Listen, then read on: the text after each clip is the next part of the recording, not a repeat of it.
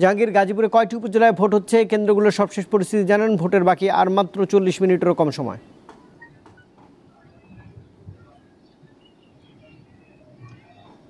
হ্যাঁ, জি রুবায়েত, গাজীপুরে দুইটি উপজেলায় মূলত ভোট গ্রহণ চলছে।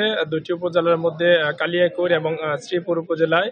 কালিয়াকৈর উপজেলায় 128টি কেন্দ্র রয়েছে এবং শ্রীপুর উপজেলায় রয়েছে 148টি কেন্দ্র।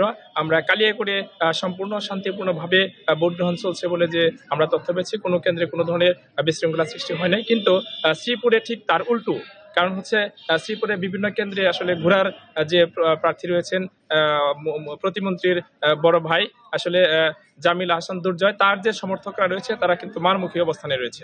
বিভিন্ন কেন্দ্রে আমরা দেখেছি, কয়েকটি কেন্দ্রে তারা কেন্দ্রের আশপাশে অবস্থান করছে। এমনকি আমরা যে কেন্দ্রে এখন অবস্থান করছি সেই কেন্দ্রের ভিতরেও কিন্তু তার গভর্নর সমর্থক প্লেকার্ড ঝুলিয়ে আসলে কেন্দ্রের ভিতরে অবস্থান করছে। এই কেন্দ্রে যে পরিমাণ আইন শৃঙ্খলা বাহিনীর সদস্য থাকার কথা, এখানে মাত্র 2 জন পুলিশ সদস্য এবং কিছু সংখ্যক আমরা আনসার সদস্য দেখতে পাচ্ছি।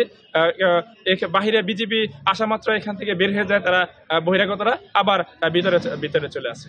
এবং 2 জনকে কিন্তু ঘোড়ার দুই সমর্থককে আসলে একজনকে 7 দিনের এবং একজনকে 3 দিনের কারণ দণ্ড দিয়েছে ভ্রাম্যমাণ আদালত।